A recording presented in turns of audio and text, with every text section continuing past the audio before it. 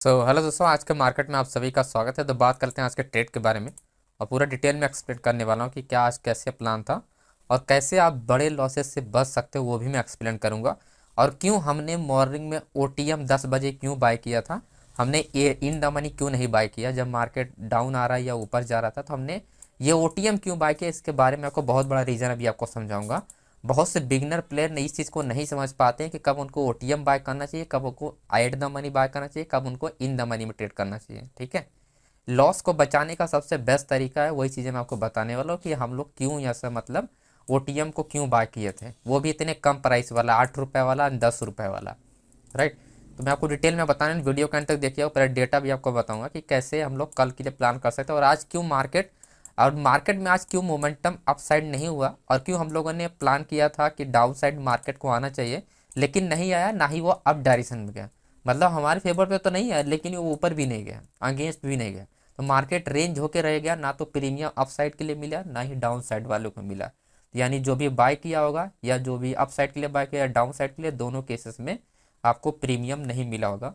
ठीक है, तो पूरा बताने वाला हूँ। तो जैसे फॉर एग्जांपल अगर आप यहाँ मॉर्निंग प्लान देखोगे दोस्तों, एक अच्छा खासा हमने प्लान किया था कि मार्केट क्या होनी चाहिए, गिरनी चाहिए। राइट, पहले निफ्टी में हमने प्लान किया था, फिर हमने बैंक निफ्टी में प्लान किया कि बैंक निफ्टी भी मार्केट क्या होनी चाहिए, डाउन डायरेक्शन में आनी चाहिए। जो कि कुछ देर बाद मार्केट क्या हुआ, ब्रेक कर दिया। बड़ी वाली जो कैंडल मिला, इसमें फेक ब्रेकआउट होने की वजह से मार्केट क्या हुआ, ब्रेक हो गया।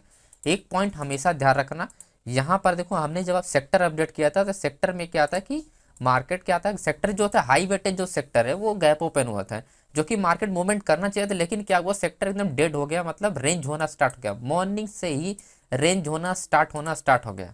ठीक, एंड सेकंड सिचुएशन जो हमने ऐसी चीज़ें देखा, तो हमने क्या प्लान किया, देखो जब भी आपका चेंज ओपन इंटरेस्ट सही हो और आपका ओआई डेटा मतलब कॉन्ट्रैक्ट अच्छा खासा आपको दिखा, जब वॉल्यूम आपका फ्लैट हो, ध्यान रखना ये सबसे बड़ी मैं आपको इंपॉर्टेंट बात बताने वाला हूँ। वॉल्यूम अगर आपका फ्लैट हो, आपका पुट साइड में एंड आपका कॉल साइड में ऑलमोस्ट वॉल्यूम अगर फ्लैट है और as at the money resistance level और एट द मनी के नीचे वाला मतलब सपोर्ट लेवल, तो अगर वॉल्यूम फ्लैट है तो इस केस में मार्केट जो होती है, जिस तरफ अगर थोड़ा बहुत वॉल्यूम ज़्यादा होता है, मार्केट उस डायरेक्शन में सबसे पहले मूवमेंट करती है। राइट, तो सबसे पहले जो डाउन डायरेक्शन मूवमेंट करना चाहिए था वो पुट साइड में। इसी वजह से हम लोगों ने यहाँ पर क्या किया था कि मार्केट को डाउन जाना चाहिए, तो हम लोगों ने यहाँ पर डाउन डायरेक्शन में प्लान किया था कि आपका जो कॉल में जो वॉल्यूम था वो ज़्यादा था पुट से कंपेयर। ठीक, और बाकी ये चीज़ें भी ज़्यादा थी, लेकिन क्या है कि ऑलमोस्ट वॉल्यूम जो था वो फ्लैट था लेकिन थोड़ा बहुत ज़्यादा था। तो ऐसे केसेस में हमेशा ध्यान रखना, मार्केट में आपके अगेंस्ट भी जा सकती है।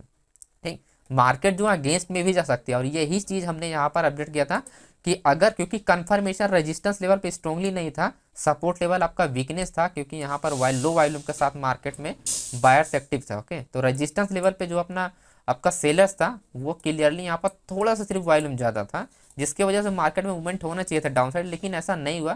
क्योंकि बार बार जब जब मार्केट तुरंत यहाँ पर या क्या कि ये हायर लो पॉइंट बना रहा था, तब तब यहाँ पर volume and plus change open interest increase हो रहा था, क्योंकि मंथली एक्सपायरी था। जो लोग भी बड़े प्लेयर ने जो भी पोजीशन बनाए होंगे, वो पूरा का पूरा वो प्रीमियम को मतलब एक ही रेंज में ला के रख दिए। ठीक है, एक ही रेंज में ला के रख दिए, तो रेंज करना उनके लिए क्या होगा, उनके लिए काफ़ी ज़्यादा प्रॉफिटेबल रहा आज, है ना। क्योंकि वो मार्केट को रेंज किया, अगर डायरेक्शनल ले जाते हैं तो उतना प्रॉफिट उनको नहीं मिलता, लेकिन अगर रेंज कर दिया तो मे भी उनको बहुत अच्छा प्रॉफिट मिला होगा। जो भी यहाँ पर जो हेजिंग करते हैं उनको बहुत बड़ा प्रॉफिट मिला होगा आज। जो लोग ऑप्शन बाइंग करते हैं उनको आज लॉस हुआ होगा। जैसे जो लोग बाय करते थे, जैसे मैं बाय करता हूँ, आप लोग में भी हो सकता है बाय करते हुए, उन लोगों को सिर्फ लॉस हुआ। तो इसी वजह से मैं आपको बता रहा, इसी वजह से हमने यहाँ पर क्या प्लान किया, हमने बाय किया ओटीएम। अब देखो मार्केट जो है 100 पॉइंट का क्या मूवमेंट होना चाहिए था, यहाँ पर हमारा जो प्लान था, अगर आप चार्ट में देखोगे, निफ्टी वाले चार्ट में अगर आप देखोगे, 500 से सीधा हमारा, सॉरी आपका यहाँ पर 700 से सीधा हमारा 600 तक आना था। 100 पॉइंट का हमने इसमें प्लान बनाया था कि 100 पॉइंट मार्केट गिरेगा, तो 100 पॉइंट अगर मार्केट गिरेगा तो हमको कितना प्रीमियम मिलता है, सिर्फ 26 या 27 रुपये का प्रीमियम मिलता है। ओके, 26-27 रुपये का प्रीमियम मिलता है, और 8 रुपये हमने बाय किया था, नहीं 8 रुपये के बाद 27 रुपये काउंट होता। तो इसमें 27 रुपया नहीं तो चलो 20 रुपया तो मिलता। तो वही चीज़ हमने बताया था कि यहाँ पर लगभग 30 रुपये का प्रीमियम टोटल हमको मिलता है, 100 पॉइंट मार्केट मूवमेंट करता। ओके, क्योंकि यहाँ पर रिस्की ट्रेड था, इसी वजह से ओटीएम बाय किया था, और हमको पता था अगर मार्केट 100 पॉइंट डाउन आता है तो 20 रुपये ही मिलेगा, तो हमारे लिए उतना बहुत था, 20 रुपये।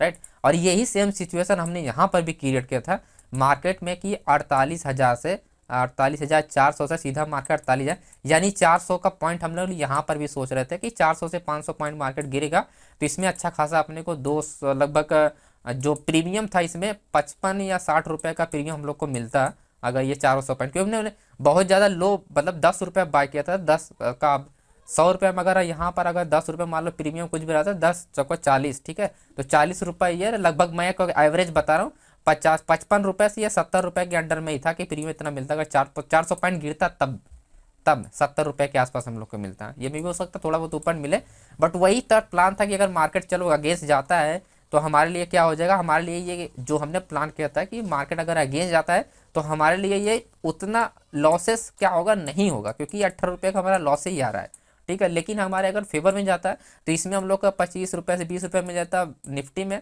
और इसमें 55 रुपये से 60 रुपये हमको इसमें मिल जाता है, लगभग 3 टाइम 4 टाइम, ओके। तो हम लोग को अच्छा खासा रिटर्न मिल जाता है। इसी वजह से देखो हम लोगों ने यहाँ पर सिंपल सी बात है कि हम लोग OTM बाय करते हैं। और सबसे बड़ा जो रीज़न था वो हमने बताया कि जब भी कोई कॉन्ट्रैक्ट एक्टिव होता है, ठीक है, जब भी कोई कॉन्ट्रैक्ट एक्टिव होता है तो उस केस में जो चेंज ओपन इंटरेस्ट होता है, यानी ये वाला सिचुएशन होता है और ये वाली सिचुएशन, अगर दोनों तरफ क्या है कि ऑलमोस्ट फ्लैट में चल रही है और वॉल्यूम में ज़्यादा डिफरेंस नहीं है, ऐसी केसेस में मार्केट रेंज होके ही ब्रेक होती है। अगर वो डाउन डायरेक्शन ब्रेक हुआ तो अच्छा खासा मार्केट गिरेगा, लेकिन अगर आप अप डायरेक्शन जा रहा है तो उतना अच्छा परफॉर्म नहीं करेगा, क्योंकि रेजिस्टेंस लेवल पे सेलर्स का पोजीशन होल्ड होता है उस केस में, राइट। तो ये इंपॉर्टेंट पॉइंट था जो कि आपके लिए जानना बहुत जरूरी था। तो अब मैं आप बात कर लेता हूँ, अब बात करते हैं कि हम लोग कल कैसे प्लान करेंगे। अब देखो बैंक निफ्टी के लिए जो इंपॉर्टेंट पॉइंट है दोस्तों, 48,900 का हमारा ये सेलर्स एरिया है, मतलब 49,000 हमारा सेलर्स स्ट्रॉन्ग रेजिस्टेंस लेवल है, और मार्केट हमने 100 पॉइंट पहले ही, क्योंकि 49,000 तक जाए ना गई। देखो कभी भी मार्केट जो स्ट्रॉन्ग एरिया होता है मार्केट उसके पास नहीं जाती, उससे पहले मार्केट में रिवर्सल होना स्टार्ट हो जाता है, राइट। मैं 49,000 का अगर आपको दिखाता हूँ तो उससे आपको क्लियरिटी मिल जाएगा, ये आप देख सकते हो। एंड 49,000 का स्ट्राइक प्राइस, ठीक, 48,900 एंड ये आपका 49,000 एंड ये आपका 49 हाईएस्ट वॉल्यूम के साथ कॉन्ट्रैक्ट एक्टिव है। एंड देन इसके बाद आता है हमारा एट द मनी के पास वाली जो स्ट्राइक प्राइस है, राइट। एट द मनी यानी आपका 48,800 एंड 700, तो मार्केट जो रेंज होना चाहिए 800-900 के आसपास मार्केट रेंज होगा। अगर 49,000 से रिवर्सल होना होगा तो मार्केट आपका ये दो स्ट्राइक प्राइस में रेंज होना चाहिए, 48,800 एंड 900। इसी वजह से हमने ये दो हॉरिजॉन्टल लाइन जो ड्रॉ किए कि इसी मार्केट आके रेंज होना चाहिए, और फिर यहीं पर डिसाइड होगा कि मार्केट क्या होगी, डाउन आएगा गिरेगा या उसके बाद 49,000 को ब्रेक करेगा। लेकिन हाई चांसेस ये है कि मार्केट में अप साइड जाएगा तो फेक ब्रेकआउट में काउंट होगा, मतलब मार्केट जाने के चांसेस कम है, लेकिन डाउन आने के चांसेस हाई बन जाते हैं अगर मार्केट रेंज होता है, राइट। तो ये पॉइंट अपने को ध्यान रखना है। अगर डाउन आता है तो वही टारगेटली हमारा ये 48,370 को ध्यान रखना है, और वो हमारा 48,460 का, ठीक।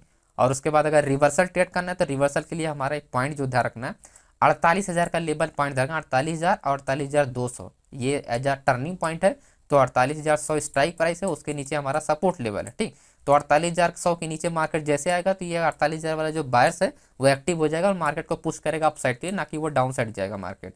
तो अपने को क्या ध्यान रखना है, डेटा में क्या देखना है, ओपन इंटरेस्ट देखना है। ये 48,000 पे मैं बता रहा हूँ क्या देखना है, ओपन इंटरेस्ट देखना है अपने को, चेंज ओपन इंटरेस्ट देखना है, ओपन आपका सॉरी वॉल्यूम, ये तीनों चीजें क्या होनी चाहिए आपके 48,000 पे ज्यादा होना चाहिए। जब मार्केट 48,100 पे ट्रेड कर रहा होगा तब उस केस में मार्केट में रिवर्सल अपने को देखने को मिलेगा, ठीक है। तो ये पॉइंट अपने को ध्यान रखना है। बैंक निफ्टी मैं आपको निफ्टी का बताता हूँ कि निफ्टी में सेलर्स एंट्री यानी ये ट्रेंड एंडिंग क्यों मैं लिखा हूँ, इसका भी रीजन मैं आपको देता हूँ। यहाँ पर मैं निफ्टी क्लिक किया, उसके बाद मैंने एक्सपायरी 4 जनवरी एंड उसके बाद जो मैं ट्रेंड एंडिंग बता रहा हूँ। अब देखो ये ट्रेंड एंडिंग मतलब यहाँ पर आपका ये 21,000 जो आपका 21,900 लेवल है एंड 21,800, अगर आप यहाँ पर नोटिस करोगे 21,800 पे यहाँ पर एट द मनी यानी मार्केट ट्रेड कर रहा है। अगर एनडी की बात करें मार्केट में तो अगर इस स्ट्राइक प्राइस सबसे पहले एक्सपायरी वाला अगर आप नोटिस करोगे, एक्सपायरी वाला तो एक्सपायरी हो गया, लेकिन अगर आप एक चीज़ नोटिस करोगे यहाँ पर एंड ये 21,800 पे,